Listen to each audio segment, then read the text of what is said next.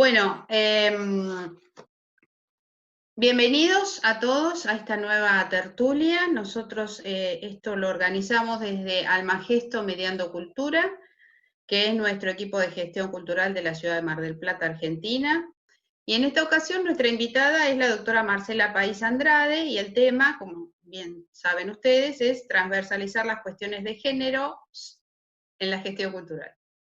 Marcela es técnica nacional en recreación por el Instituto Tiempo Libre y Recreación del Gobierno de la Ciudad de Buenos Aires. Es licenciada en Sociología por la Facultad de Ciencias Sociales de la UBA, doctora en Filosofía y Letras también de la UBA y postdoctora de la UBA.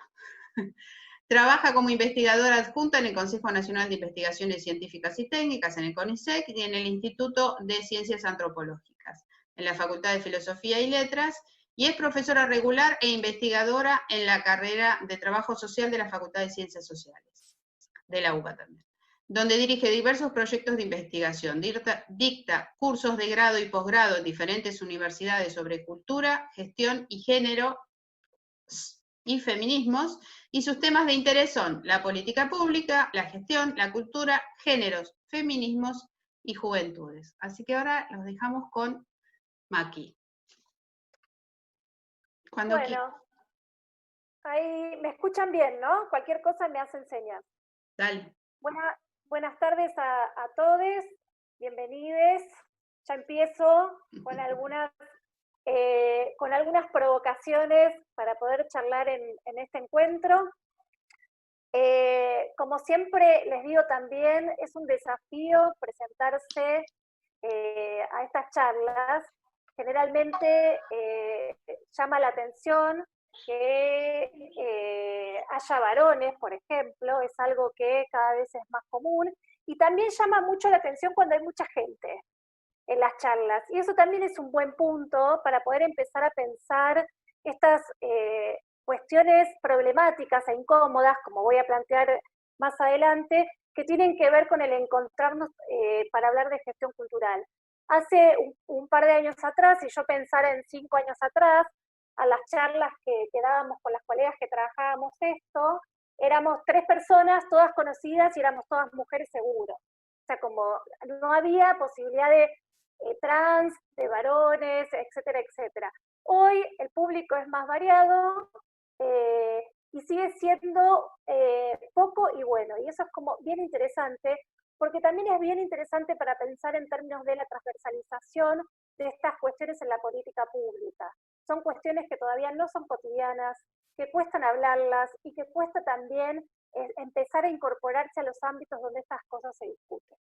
Yo lo que pensé para hoy es, en primer lugar, tratar de ser breve porque hablo mucho.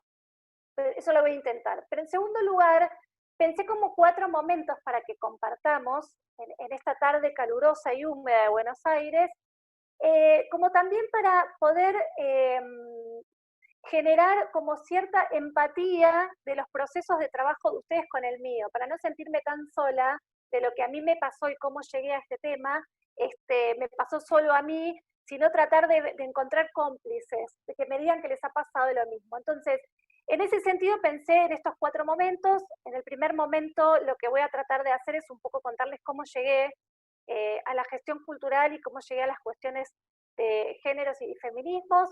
En un segundo momento voy a tratar de contarles por qué hablo de la incomodidad de las cuestiones de género en la gestión cultural.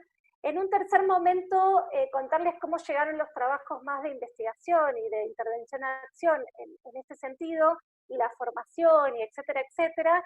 Y por último, tratar de compartir con ustedes, y que ustedes en realidad puedan compartir conmigo qué sensaciones tienen y por dónde andan en este recorrido de la temática. Entonces, arranquemos. En primer lugar, yo les quiero contar que llegué a la gestión cultural, para ser sincera, casi de casualidad. Yo me especialicé en mi trabajo doctoral en la universidad en los temas que tienen que ver con la construcción de identidad en el marco de las políticas públicas. Trabajé principalmente con jóvenes que pertenecían al programa Cultural en Barrios. Para quienes son de Cava seguramente lo conocen. y trabajé en ese programa específico en la construcción de identidades jóvenes luego de la crisis del 2001, que fue una crisis política, económica y social que vivió la Argentina. A partir de ahí me mudé a Concordia, que es una ciudad lindera con el Uruguay. Vi que hay gente que está de Uruguay, así que seguramente vas a ver de dónde hablo. Concordia es límite con Salto, Patricia, ¿no? Uruguay, es límite con Salto. Y ahí trabajé políticas culturales que se vincularan con la idea de frontera entre Argentina y Uruguay. Y en esa experiencia de trabajo, como muy fuerte, empecé también aproximadamente en el 2008-2009 a militar para una colectiva feminista. En ese momento era una política pública que dependía de la parte ejecutiva del gobierno nacional de la Argentina, que es el programa Juana Zurduy. El programa Juana Zurduy lo que hacía era formar colectivas de mujeres en todo el territorio de la nación, y yo era la referente en la provincia de Entre Ríos. Uno de los grandes temas que se trabajaba ahí como problemática local era la trata de mujeres y niñas con fines de explotación sexual, porque es ciudad de frontera. Y en la frontera, así como se trafican armas, drogas, papas, cebollas y caballos, también se trafican personas y específicamente mujeres. Entonces era un tema que afectaba un montón a la comunidad. En este recorrido que fui haciendo de la investigación, me empecé a encontrar de casualidad con que había algo que se llamaba gestión cultural, y un poco como decía Mateo al principio, me encontré siendo una gestora, sin quererlo, pensando que era una investigadora súper copada de CONICET, me encontré siendo una gestora de tratar de traducir de alguna manera las políticas públicas de nación a los espacios locales donde yo trabajaba, con temáticas que no estaban pensadas en esas políticas públicas. El trabajo era fuerte y era intenso. Piensen, como para bajarles unos ejemplos, que las actividades o las cuestiones que venían planificadas desde el Estado-Nación tenía que ver, por ejemplo, con que las personas conocieran el obelisco. Yo estaba en Concordia, a 460 kilómetros de la ciudad de Buenos Aires, donde está el obelisco, y muchas de las mujeres con las que yo trabajaba no habían ido nunca ni siquiera al centro de la propia ciudad. ¿Por qué les digo esto? Porque mi trabajo de gestora tenía que ver en ese momento con poder traducir las demandas y las necesidades del espacio local con las políticas públicas que me venían a nivel nacional.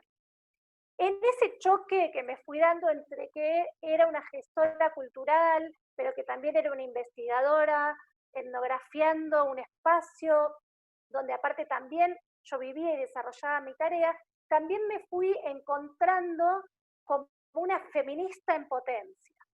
Porque tampoco sabía que era feminista al principio, sí sabía que me conmovían mucho los temas de las mujeres, en primer lugar porque soy mujer, y en segundo lugar porque veía que había una desigualdad que no la podía explicar. Había una desigualdad real que era entre pobres y ricos, que más o menos en la facultad me habían hablado de un tipo que se llamaba Marx, me habían hablado de un tipo que era Locke, o sea, me habían hablado de distintas corrientes que me podían llegar a explicar esa desigualdad social y de la pobreza y económica, y también desde miradas políticas e ideológicas de cómo ver el mundo, pero nadie me había explicado, nadie me había puesto en palabras que había una desigualdad muy específica que había con estas mujeres. Fue justamente el feminismo y mi transcurso por el programa Juana Zurduy el que me empezó a mostrar lo que hoy llamaríamos como un paradigma interseccional, que les recomiendo la lectura de autoras y autores decoloniales, para meterse también en toda la temática de poder encontrar un locus más local. Les puedo nombrar como referente al peruano, que vi que hay gente de Perú, Quijano, Crots, puedo nombrarles a Rita Segato, que seguramente la conocen, que tiene como este cruce entre violencias, mujeres, decolonialidad. Interseccionalidad les puedo recomendar de la región Amara Vivero Vigoya, que es bien interesante también esos recorridos que hace tomando las luchas de las mujeres negras, ¿no? Que empiezan a un poco luchar y a visibilizar su voz, diciendo que las luchas feministas estaban en manos de mujeres blancas, de clase media y acomodada. Fíjense, bombardeo que les hice de categorías fueron las que me llegaron a mí en ese momento en el que era investigadora, docente, gestora cultural y aparte feminista. O sea, era como mucho, ¿no? Era como, bueno, esto hay que empezarlo a ordenar. Y ahí empezó, a partir del 2009, un camino que con todas sus cimbronazos y sus atajos y desvíos continúa hasta el día de hoy, súper enriquecedor, porque me pude pensar también a mí misma como investigadora, mujer, como gestora cultural mujer, como beneficiaria de políticas públicas mujer, como usadora, y lo pongo entre comillas, de las prácticas culturales y de las políticas culturales siendo mujer, etcétera, etcétera. Eso me dio a mí un marco de problemas nuevos y novedosos. Esto no se daba en vano en mi recorrido personal, ni tampoco en mi recorrido como ciudadana argentina, porque había toda una ola, no la gran ola del 2018, pero sí había una ola a partir del 2009 en nuestro país, que empezaba de alguna manera a retomar ciertas demandas que habían tenido mujeres y feministas de las que llamamos de la primera ola, en décadas anteriores a la dictadura militar, pero sobre todo después en nuestro país, con el periodo de transición democrática, que para quienes no son de aquí se ubica más o menos en el 83 en adelante, y hay algo interesante porque vi que hay gente que de otros países, es un proceso muy particular que se da en la Argentina, se da en Brasil, se da en Uruguay, se da en Chile, se da en países donde han tenido procesos de dictadura militar. El recorrido de la política cultural y de la gestión en países como México, por ejemplo, es diferente al de la región porque no han tenido estos procesos políticos y económicos en su historia. Es un dato que me parece interesante y también para incorporarlo a lo que son las cuestiones de géneros y feminismos en el marco de las políticas culturales que nos llaman hoy. Entonces, en ese sentido, la Argentina venía inmersa en una demanda de políticas que venían haciendo las mujeres, de políticas públicas. Piensen que de entre el 82 y el 83, la Argentina en el 83 comienza un proceso de transición democrática, y en el 85, si no me equivoco, es el primer encuentro de mujeres, el primer encuentro nacional de mujeres. O sea, no es algo novedoso que las mujeres estén demandando la visibilidad en el marco de las políticas públicas y de las políticas culturales en particular. Este es un dato que hay que traer. El 2009 para mí fue otro hito importante en cuestiones de políticas públicas y de legislación en la Argentina como en la región. El 2009 se reforma la ley de violencia y la ley de trata de mujeres y niñas, se empieza a debatir el consentimiento, el no consentimiento. En el 2006 en la Argentina se legisla la ley de educación sexual, no la ley de educación sexual integral, pero sí la ley de educación sexual. Digo, hay una serie de legislaciones que vienen demandando en el espacio público el acceso de ciertas minorías como fueron las mujeres. Hacia el 2010 y 2012, ley de matrimonio igualitario, ley de identidad de género, leyes que también en el proceso del kirchnerismo en la Argentina han traído la incorporación de minorías como han sido la recuperación de tierras indígenas, el pedido de tierras, diversidades que se van incorporando a la demanda del Estado, que no son únicas de la Argentina, sino que han sido un llamado dentro del marco de la región. ¿Por qué les digo todo esto? Porque todo esto influye y modifica la política cultural vigente, o por lo menos la empieza a demandar. Y acá sí quiero entrar en el segundo momento, que les dije que era el momento de la incomodidad en la gestión cultural, que se vio muy claramente en el 2018. 2009 se los puse como un hito en términos de demandas de las colectivas feministas, movimientos de mujeres, de las diversidades y disidencias, que no está como del todo visibilizado ese 2009, pero para mí sí ha sido un hito en formulación sobre todo de legislación. En el 2015 aparece el movimiento, ¿saben qué movimiento estoy hablando? ¿Se lo imaginan? El Ni Una Menos. El Ni Una Menos revoluciona el espacio público, no solo en la Argentina, sino también en la región y en el mundo, muestra las problemáticas de las mujeres en términos de violencia, y es ahí donde también, no tímidamente, pero de a poco, empiezan a incorporarse varones. Varones cis, como se los llama ahora, es decir, varones que no son gays, varones que cumplen con la normatividad, es decir, han nacido genitalmente varones y se reconocen en esa masculinidad de ser varón, porque es una temática que trae la agenda pública que en general todas y todos y todes coincidimos. Está mal pegarle a tu pareja mujer. Digo, hoy por hoy creo que si uno preguntara a algún varón, ¿usted le pega a su mujer? Nadie diría, sí, yo le pego. Y si alguien diría, sería condenado, no solo por la ley, sino moralmente, ¿no? Por nosotros. Ahora, si bien el 2015 hace que el colectivo de varones, entre otras diversidades, se incorpore, no quiere decir de ninguna manera que esa incorporación haya modificado la desigualdad entre las mujeres y los varones en cuanto a oportunidades.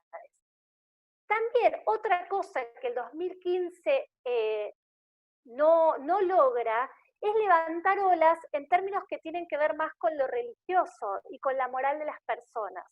En general, cualquier religión, por más ortodoxa que sea, o cualquier movimiento que tenga que ver con lo espiritual, va a estar de acuerdo que está mal pegarle a las personas y tratarlas mal. Sin embargo, es el 2018 el que realmente nos incomoda a todas y a todes, porque ahí sí el 2018 se va a meter en la discusión de la ley por la interrupción voluntaria del embarazo, en la cual sí va a haber muchas rispideces, porque va a tener que ver con las concepciones de nuestras maneras de crianza, nuestras concepciones religiosas, nuestras maneras de ver el mundo, y ese sí el 2018 va a levantar ola y va a dividir a la sociedad, si se quiere, para quienes son de la Argentina y para quienes no, imagino que lo habrán visto. Si están en esta charla, imagino que algo en el tema están buceando. Habrán visto una plaza del Congreso en la ciudad de Buenos Aires, dividida en dos, donde se veía por un lado gente con pañuelos celestes y por el otro lado gente con pañuelos verdes. ¿Se acuerdan? Digo, sí, el 2018 trajo una ola como muy intensa, que replicó absolutamente en todos los espacios sociales habidos y por haber, no solo en la Argentina, sino en el mundo. Estos movimientos también, acuérdense del Me Too, ¿sí? Tanto en la pelea entre Estados Unidos y Francia, ¿no? El Yo te creo hermana. Bueno, vayan pensando en todas esas, en esos movimientos y en esas olas que se fueron haciendo. Paralelamente a estas olas también se hacía la ola de con mis hijos no te metas, ¿se acuerdan, no? Digo, empezaron a ver como estas disputas entre, si se quiere, los discursos más o menos progresistas y los discursos más o menos convencionales, ¿no? Los que uno podría llamar como estos movimientos pro vida, etcétera, etcétera. Esto se cruza también, y no es menor, que me parece para tenerlo en cuenta, con una dimensión más que importante para tener a la vista en nuestras gestiones culturales, que es la dimensión etaria, es la dimensión generacional. Digo, no podemos pensar la intervención y cómo estos movimientos han afectado nuestra tarea y nuestra manera de ver el mundo cotidiana sin pensarlo en términos generacionales. Han sido en muchos casos nuestras hijas, nuestros hijos y nuestros hijes los que nos han incomodado en estas mesas, en las charlas familiares, en mamá, no seas mojigata, mamá, que papá levante la mesa.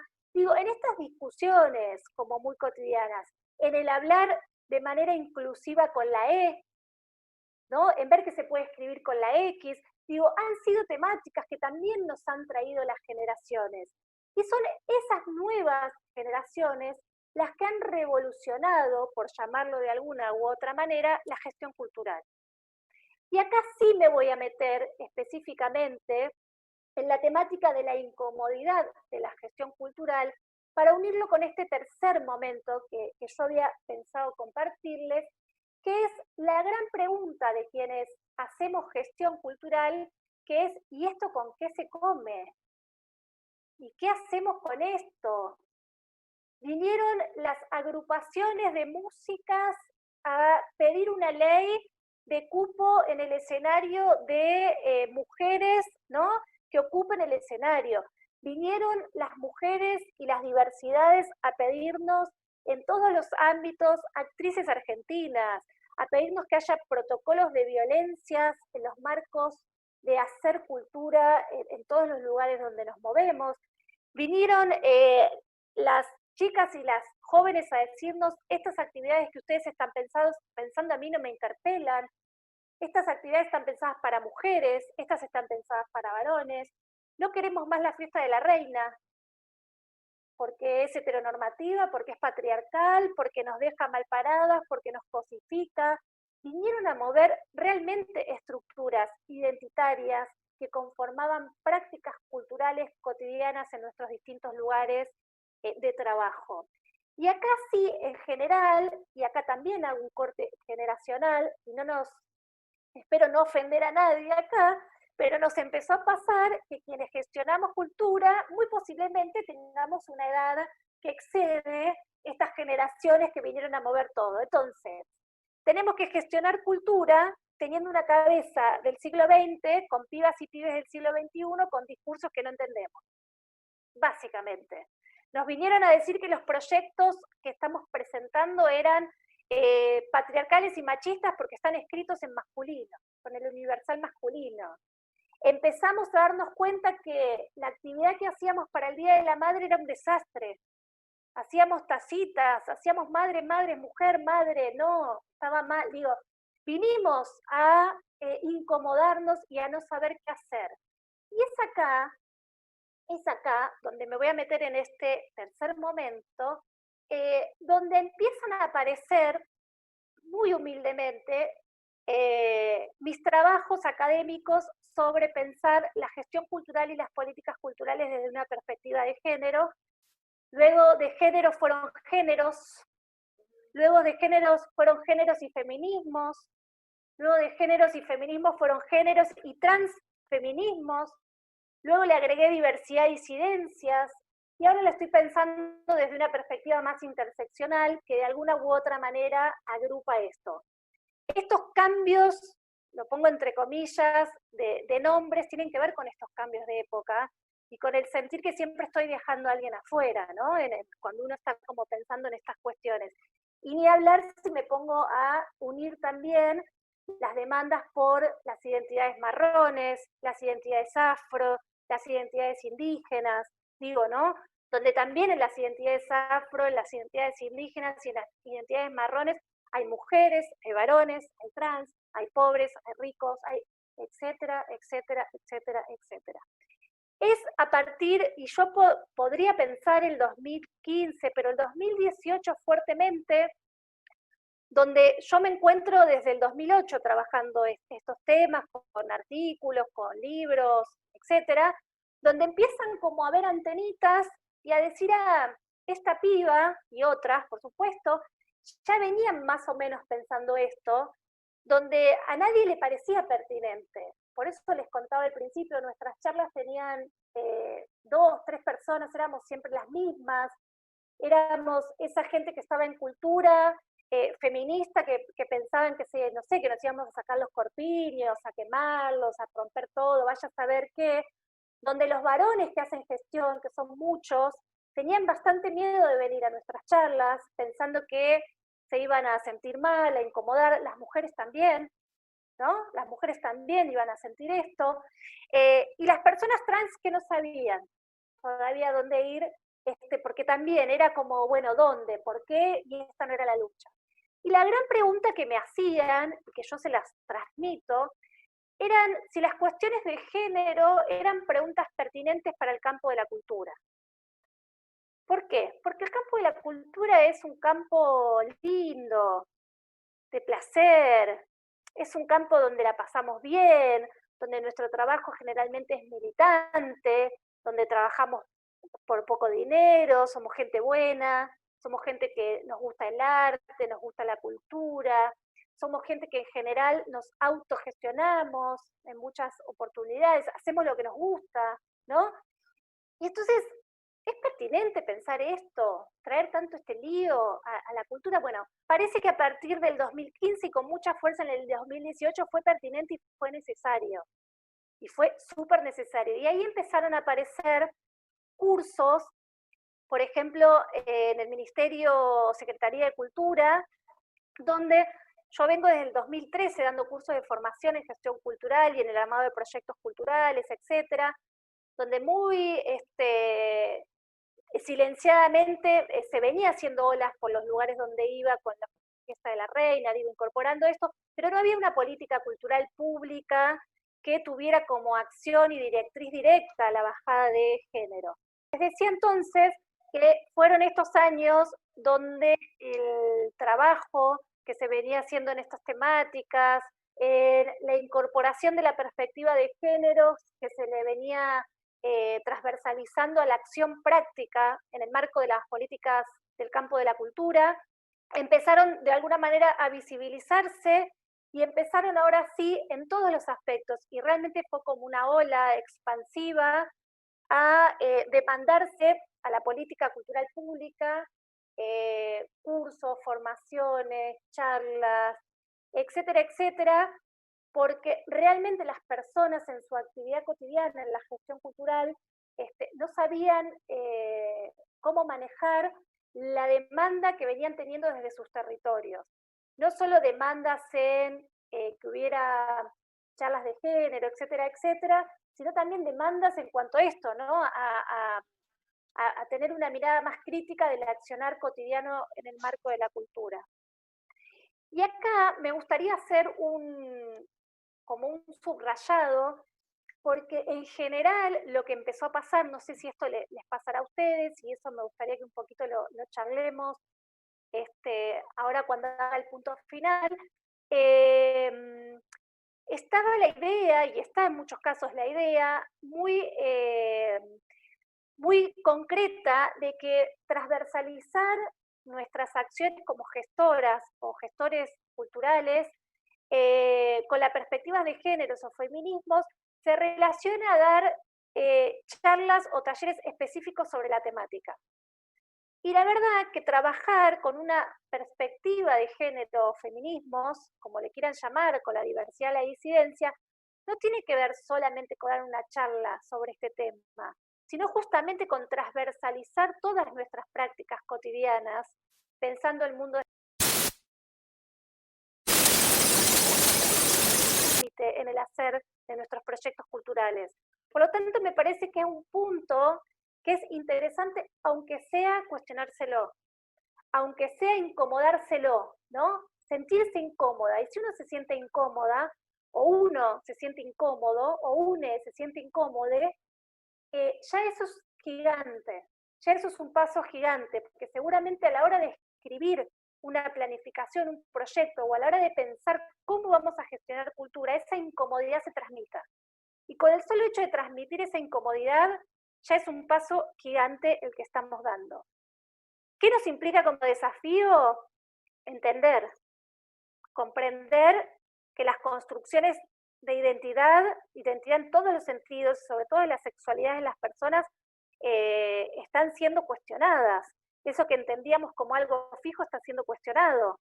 Entender también, y esto lo traigo ahora, así como estamos entendiendo que hay una pandemia que nos ha modificado la vida, no sé si al 100%, pero al 90%, estas cuestiones también nos están modificando bastante nuestro quehacer cotidiano. Imagínense estas cuestiones en pandemia, una presión total. Y lo que sucede también es que siempre son temas que van quedando como secundarios. Bueno, pensemos un proyecto en cultura que sea inclusivo y entonces vamos, bueno, y también si van a haber mujeres o van a haber varones, como que las cuestiones de género fueran solamente cuantitativas. Y no es solo cuantitativos, no es solo una ley de cupo, sino es una práctica, es una manera de empezar a entender este mundo cultural que como siempre nos demanda movimiento.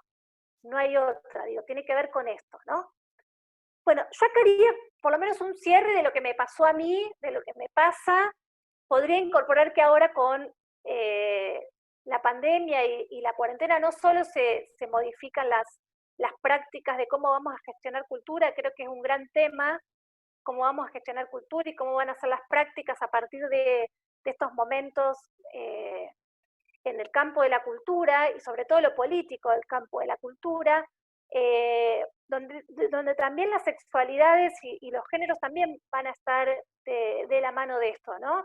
Y el otro día en una charla que estábamos teniendo, también pasaban cosas como aparece el nombre, ¿no? Vieron que todas y todos acá tenemos el nombre, y en muchos casos empiezan a aparecer esos nombres autopercibidos que no se condicen con la imagen que estamos viendo, o sí, o que no se condicen con el nombre del DNI, o sí, y entonces estamos como que no sabemos cómo llamar a las personas, y la verdad es que es de muy fácil solución, digo, es como se soluciona todo preguntando, ¿cómo te llamamos?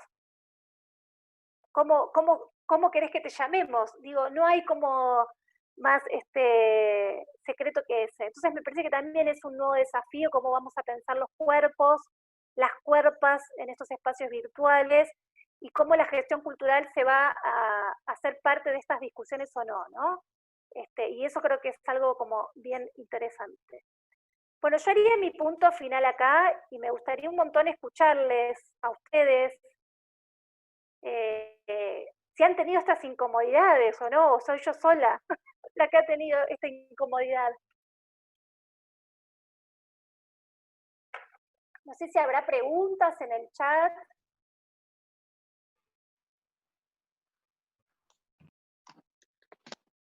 No, preguntas, no tenemos comentarios. Por ejemplo, Florencia dice que en los museos las obras son mayoría de artistas hombres y las mujeres solo están representadas o pintadas. La mujer vista por el hombre no por ella misma. Bueno, Carlitos coincide en todo lo que vos decís. Acá hay un nuevo mensaje, a ver, espera. Lo que decís, Florencia, de los museos, hay una colectiva que se llama Nosotras Proponemos, que les recomiendo que se metan en su página. El Nosotras Proponemos tiene como subcampos y tienen el Nosotras Proponemos literatura, el Nosotras Proponemos museos, el Nosotras Proponemos danza, etcétera, etcétera. Y el año pasado o el anterior, no recuerdo bien ahora, hicieron una intervención muy interesante en los museos que fue ponerle luz a las obras pintadas por mujeres, no que hubiera mujeres, pintadas por mujeres. Y fue muy impactante porque era poco lo iluminado, ¿no? Sí. En el marco de los museos. Es cierto, yo lo había visto eso y fue muy impactante, porque era como una luz una sombra muy amplia, ¿verdad? Sí, eso llamaba mucho la atención. Bueno, también Carlitos dice que estas cuestiones se ven muy marcadas en los medios de comunicación, sobre todo en las publicidades. Creo que en eso coincidimos. Tal cual, Carlitos. Y de hecho, bueno, el que está actuando mucho ahí desde hace tiempo ya es el INADI, que es donde vos podés denunciar. Hay marcas publicitarias como como que tenemos muy etiquetadas, quienes trabajamos en esto, como son las de los productos de limpieza, SIF, como esas cuestiones, desodorantes como Old Spice, ¿no? Que ha tenido propagandas que son tremendas. Y una de las marcas que fue como muy innovadora ha sido la de Mamá Luchetti. Mamá Luchetti fue una de las primeras marcas en publicidad que empezó a incorporar cierta incomodidad de a quién iba destinado el mensaje. Una de las más impactantes fue, no sé si se acuerdan, si lo hubiese tenido preparado les compartiría pantalla, pero podemos buscar el link. La propaganda que se llamaba La Mujer Maravilla, que entraba la mamá Luchetti, vestida de trabajo, sí, y se prendía una luz y estaba toda la familia sentada en la mesa diciendo, ¿qué comemos? Y ella decía, bueno, a ver, esperen un poco, me convierto en la Mujer Maravilla, y daba vueltas, y no se convertía en ninguna Mujer Maravilla, digo, ¿no? Y como traía un poco la ironización de cómo esperamos que la mujer, este techo de cristal, ¿no? Que la mujer trabaje, o sea, la mujer puede ir al espacio público, sí, claro, nadie le va a decir que no, hemos avanzado un montón, estamos reabiertos en el tema. Ahora, la mujer estudia, trabaja, pero llega a su casa y es muy posible que también tenga que hacerse cargo de las cuestiones de su casa. Y no necesariamente porque alguien se lo pida, sino porque a nosotras nos enseñaron y nos da culpa que nuestras hijas, que nuestros hijes no estén con nosotras. Nadie mejor que tu mamá para que te cuide. Sí que hay gente mejor que tu mamá, está el papá, están los abuelos. Digo, nosotras también tenemos, ¿no? Como mucho de esto en juego. Y entonces, en relación a lo que decías, Carlitos, las propagandas vienen haciendo, si ustedes hacen como una, si se quiere, etnografía televisiva, se van a dar cuenta que las propagandas vienen haciendo como muchos cambios. Algunas intentan y no pueden. Hay una, creo que es de CIF, que muestran a un señor que está con su hija, que le hace las trencitas y que limpia la casa, y vos no sabés si ese señor es viudo, si es divorciado, uno lo ve y dice, ay, pobre hombre, ¿no? Está limpiando porque está solo, porque no está la mujer, digamos. O sea, también han intentado hacer cosas que no han funcionado, y hoy por hoy sí, ya hay algunas propagandas que son como más inclusivas y más copadas, y muestran no solo al varón que viene a resolver como Mr. Músculo, que te viene a decir cuál es el producto ideal, te lo deja y se va, sino que también se pone a limpiar, digo, ¿no? Bueno, eso es, creo que también es un avance de estas cuestiones que venimos pensando y que son súper interesantes, ¿no? Bien. Mira, acá Analía quiere intervenir. A ver, Ana, ¿querés Sí, preguntar? ¿qué tal? ¿Cómo estás? No, contar solamente por ahí dos experiencias que se oponen. Una, desde la Secretaría de Cultura organizamos durante 2 años seguidos la Semana del Humor. Y se hizo una convocatoria para que se presentaran los humoristas, bueno, todos varones, y la verdad es que como el humor trabaja mucho con el estereotipo, aquellos humoristas varones de más edad tienen preparados un montón de chistes de los que ya nadie se ríe, porque, digamos, trabajan mucho contra entonces fue como una situación, una compañera de trabajo me decía, me parece que vamos a tener que conversar un poco con ellos para que se adecúen un poquito más al mundo contemporáneo, a las cuestiones de género, porque realmente ya no causa risa muchas de las cosas que en la época no sé, humoristas como Olmedo, por ejemplo, podían causar risa. Hoy la gente no se ríe, o sea que el mismo público también te está marcando de alguna manera una transformación cultural muy importante. Y por ahí, en contrapartida con eso, este verano participaron en el Espacio Tango, invitamos al movimiento feminista del tango en Mar del Plata, que, digamos, lleva adelante digamos, ha desarrollado un protocolo contra violencia en las milongas. Hay más o menos 38, 39 milongas en la ciudad que funcionan habitualmente, en tiempos de pandemia, obviamente, y bueno, solamente 2 no quisieron adherir al protocolo. Pero son activas militantes por, digamos, la inversión de los roles de género en la pareja, las parejas de mujeres o de varones, y la verdad que, digamos, están inyectando a todo lo que es el movimiento tanguero una gran energía y empiezan a aparecer también las figuras de las mujeres que cantan tango y que muchas veces han sido relegadas y que, digamos, no tienen grabaciones, por ejemplo, o nuestros propios organismos musicales, ¿no? La orquesta de tango, que son todos varones. Bueno, me parece que empieza a haber un debate interesante que tiene que ver con esto que vos decís de estar pensando todo el tiempo esta cuestión, aún en las cosas más pequeñas, digamos, hacernos esa pregunta, eso que incomode, ¿no? Eso que incomode me parece que es lo más efectivo en tanto acción cultural, digamos. Sí, Esto quería aportar. Súper interesante, Analía, lo que traes. Ahora, este año, por si les interesa de alguna manera estas cuestiones, yo creo un montón que hay que ponernos a aprender de estas colectivas que vos traes, ¿no, Analía? De las pibas más jóvenes, de los pibes que vienen haciendo una gestión desde los márgenes del Estado, vienen haciendo una gestión de la cultura súper interesante. Acá ayuda mucho a pensar, digo, por si a alguien le interesa pensar estos temas, todo lo que es la antropología política y la antropología de los márgenes del Estado, porque son estas colectivas, estos movimientos que vos traes, que vienen a demandar, ¿no? A la propia gestión local y al Estado también estos cambios. Y en esa invisibilidad, por llamarlo de una manera, que han tenido y que tienen estos grupos y estas colectivas, se viene haciendo gestión comunitaria y gestión en red y gestión muy potente, ¿no? Donde realmente hay mucho para aprender. Entre las que está el tango queer, digo, hay grupos de protocolos en el circo, por ejemplo. Ahora dentro de poquito, por si les interesa, con una colega mía, Belinda Garzabal, estamos sacando un libro por la editorial RCG, que se llama algo así como de culturas al feminismo, le pusimos, donde justamente lo que hacemos es como recuperar todas estas colectivas que vienen intentando hacer estos cambios, ¿no? Y a mí me parece en esto que estás diciendo, Ana, como súper interesante la posibilidad de que gestionemos de manera más comunitaria, ¿no? De más terreno, de más acción, es decir, ¿con quiénes vamos a pensar nuestros proyectos y nuestras formas de gestionar? Bueno, con estas colectivas que nos vienen demandando, digo, no hay como mucha vuelta para eso, ¿no?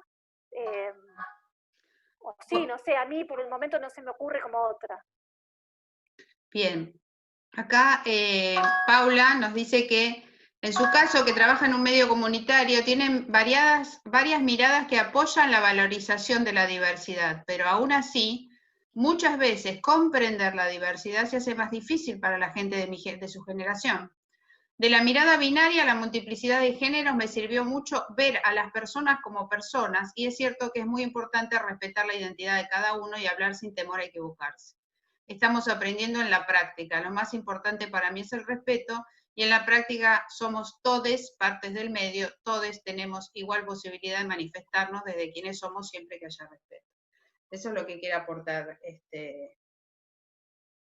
tanto. Paula, ¿no? Paula, sí. Paula, que trabaja en una radio comunitaria en Villa Gesell.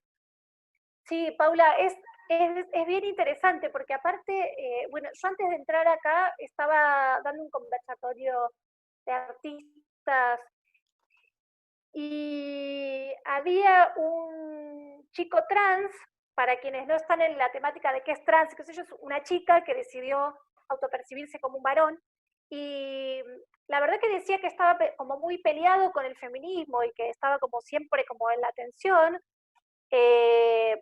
por diferentes causas, pero sobre todo porque sentía que había que etiquetarse en algo, ¿no? Soy mujer, soy varón, el proyecto está destinado a mujeres, el proyecto está destinado a varones. Hablaba de las convocatorias, ahora hay una convocatoria para artes escénicas, creo que es para mujeres que dirigen teatro, por ejemplo. Entonces decía, ¿por qué tiene que haber una convocatoria destinada a mujeres? Es a las personas, ¿no? Un poco en esta discusión que está trayendo Paula. Lo que sí es real en esto que traía este compañero y lo que está diciendo Paula, es que hay una necesidad de estas colectivas y de estos colectivos disidentes, en primer paso de verse, de que sean visibles para la demanda pública. Y si uno no se identifica en el marco de una colectiva o de un colectivo o como un grupo vulnerable o como un grupo de algo, es muy difícil que el Estado te vea. Entonces digo, esto pasó con la discusión de la ley de matrimonio igualitario, por ejemplo. Al interior no todos estaban de acuerdo con la figura de matrimonio, porque el matrimonio implicaba una práctica del Estado patriarcal, ¿no? Matria de matriz, etcétera, etcétera, pero sin embargo sí permitió que tuvieran y que tengan el mismo derecho que una pareja varón y mujer, casados, obra social, pensión, etcétera, etcétera. Entonces, muchas veces estas colectivas tienen estas identidades más estereotipadas porque las necesitan para hacerse visibles. Es como los pueblos indígenas, como la identidad afro, etcétera, etcétera, ¿no? Bien, bueno, y lo último, Carlitos había aportado antes, que se hablaba sobre el cupo laboral para mujeres músicas y el colectivo de actrices argentinas respecto a la comunidad LGBTIQ. Cada vez tengo más letras, perdón. Aún no hay muchas políticas culturales, ¿no? Dice, porque no ha conseguido mucha información sobre eso. Ama esas publicidades rompiendo estereotipos. Sí, las de Papá Luchetti son muy buenas, a mí me Sí. encantan. En relación a lo que decís, es verdad, lo que hay es una fuerte, lo que empezó a ver a partir del 2018, lo que empezó a ocurrir, yo lo llamaría como la transversalidad del movimiento feminista en la vida toda, toda, ¿no? En la demanda en todos esos aspectos. Por supuesto, cultura es uno más de ellos. Entonces, empezó no solo la loca o el loco que decía ahí chiquito en algún lugar, che, tenemos que trabajar estas cosas, ¿no? Sino que empezó a haber como un movimiento más ordenado, organizado, agrupado, que empezó a demandarle política al Estado. En ese sentido, Actrices Argentinas, por ejemplo, surge como una colectiva que va a transversalizar los derechos de las personas que trabajan en el campo de las artes escénicas, la actuación, la televisión sobre todo, porque aprovecharon la visibilidad televisiva para demostrar una inequidad que tenían a la hora del trabajo, ¿no? Que es las mujeres siendo víctimas del acoso del galán de la telenovela, las chicas soportando, digo un poco lo que contaban Alía del chiste, ¿no? De esta cosa que ya no va más, de que ya no se permite, de que ya no. Y surge fuertemente el caso de Telma Fardín, ¿no? Que no fue menor, que movilizó un montón, y eso hizo que Actrices Argentinas se agrupe, no solo bajo la bandera de las violencias y la necesidad de un protocolo en el colectivo de actrices, sino también que muchas están muy fuertemente militando la ley de interrupción voluntaria del embarazo. Piensen que son mujeres también atravesadas por este mundo.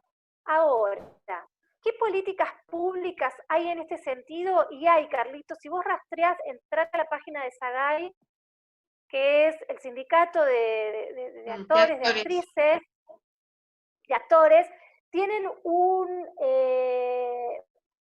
lo llamaría manual, que surgió este año, pero que lo vienen trabajando ya desde hace 2 años, con una serie de recomendaciones y prácticas a tener en cuenta para tener una práctica de la vocación y de la profesión y del trabajo libres de violencia y de sexismos. Es bien interesante, son 3 tomos, creo, y eso por ahí podés rastrear.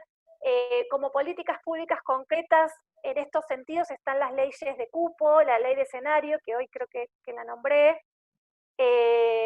Hay protocolos de violencia en muchos espacios artísticos, pero lo que sí hay ahora también, más allá de lo específico, hay una conciencia y una responsabilidad y un compromiso y una visibilización de que ya existían leyes, legislaciones nacionales que se aplican en todos los ámbitos de la vida. O sea, si a vos te acosan en tu trabajo, siendo actriz, siendo malabarista, hay una ley nacional para eso. Y eso era algo que no se hacía mucho cruce, ¿no? Y entonces, a partir de la Ley Nacional de Violencia, por ejemplo, una de las cosas que la Ley Nacional estimula, propone y provoca es la generación e implementación de políticas públicas. Y muchas de estas políticas públicas tienen que ver con protocolos en todas las instituciones. Yo trabajo en una universidad pública, en la Universidad de Buenos Aires, soy parte del protocolo de violencia de la Facultad de Ciencias Sociales, y nuestra facultad es una de las casi 50 hoy por hoy que tiene protocolos de violencia al interior de la universidad y que se empezaron a construir a partir del 2015, o sea, la nada, en términos de periodos históricos es nada. Entonces digo, las instituciones, no solo por propia voluntad y porque tienen ganas de trabajar estas cuestiones, sino porque también, y esto hay que tenerlo muy claro, lo exige la ley. Entonces, si vos estás en un ámbito de trabajo donde tenés alguna dificultad de acoso, de inequidad, de desigualdad, y tu propia comunidad artística no lo toma, tenés una ley nacional, digo, pasó en el Teatro San Martín, pasó, digo, hay un montón de estos casos donde uno puede apelar, ¿no? Lo que me parece que es el ejercicio que tenemos que empezar a hacer, algo que sería tema de otra charla, es que durante mucho tiempo hemos tenido la política cultural en una tela de ingenuidad separada del resto de las políticas públicas y de los derechos del Estado hacia las personas, que es algo que uno lo ve ahora y dice, ¿cómo se nos pasó? ¿Cómo se nos pasó que ahora en pandemia nos damos cuenta que éramos un sector precarizado de trabajo? O sea, a ver, gente, la pandemia no es que nos precarizó como trabajadores en cultura y trabajadoras, ya estábamos precarizadas y precarizados. Y como gestoras y gestores culturales, ni hablar. Le hacemos el discurso al intendente, preparamos el escenario, contratamos los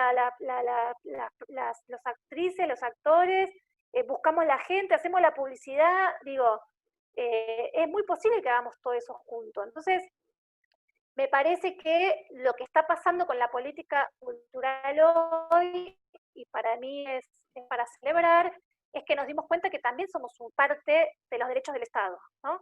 Y eso no es menor, no es menor. Bueno, chiques, nos queda Mateo que quiere hacer un aporte, tenés un minuto, Dale, porque ya es nos cortito. quedamos de nuevo sin tiempo. Me encanta que sea cortito por varios motivos. Primero, hablo como varón, lo cual es contradictorio porque yo creo que una de las formas es que los varones también tengamos menos protagonismo en todas estas instancias decisivas e instancias de gestión. Pero bueno, cortito, básicamente pensar que hay muchas ramas de la industria cultural en donde las mujeres se organizan y me parece que es muy importante recurrir a las organizaciones de mujeres dentro de cada parte de la industria cultural, ya sea cine, teatro, danza, música, recurrir a esas organizaciones de mujeres y también empezar a pensar qué hacemos los varones en esos lugares, ¿no? Como decir, por ejemplo, hombres, varones organizados y que ante situaciones de violencia otros hombres se puedan acercar a esas organizaciones de varones y decir, che, me pasó esto, tuve esta situación con tal persona, ¿qué hago? Y como que haya varones que puedan escuchar a otros varones, me parece que es súper importante para poder ir cambiando también la base de todo esto, que es ese machismo y ese sexismo que está como intrínseco en cada una de las ramas de la cultura, me parece. Eso nada más, cortito. Gracias. Bien, muchas gracias, Mateo. Bueno, agradecerles a todos los que participaron y especialmente a Maki que aceptó enseguida la invitación para hablar sobre esto que incomoda, que nos incomoda y que tenemos que empezar a agitar un poco más. Maki, te dejo el espacio de cierre, 2 minutos de cierre. Bueno, nada, a ustedes muchas gracias por la invitación, muchas gracias por incorporar esta temática a sus espacios de tertulia, que no siempre están y entonces está como muy bueno, ¿no? Es una mirada que no está en la formación de quienes gestionan cultura, entonces me parece que es interesante empezar a preguntársela por lo menos, ¿no? A preguntársela. Gracias a quienes han estado, por los comentarios, por tener la amabilidad y la generosidad de contar, Analía, Paula, el resto que Carlitos, que han estado por el chat de contar las experiencias, porque de verdad es un acto generoso, que a veces como que no, que más en esta virtualidad que parece que estamos callados, silenciados, hay que hablar, hay que romper el muteo, la nueva palabra de la época. Bueno, y agradecerles y quedo en el contacto de todos quienes necesiten seguir pensando y reflexionando, materiales y esas cosas para lo que quieran y necesiten. Un placer de verdad, ¿eh? Muchas gracias. Muchas gracias. Gracias a todos, ¿eh? Gracias. Chau, chau. Adiós. Saluden, saluden. Chau, chau. Chao.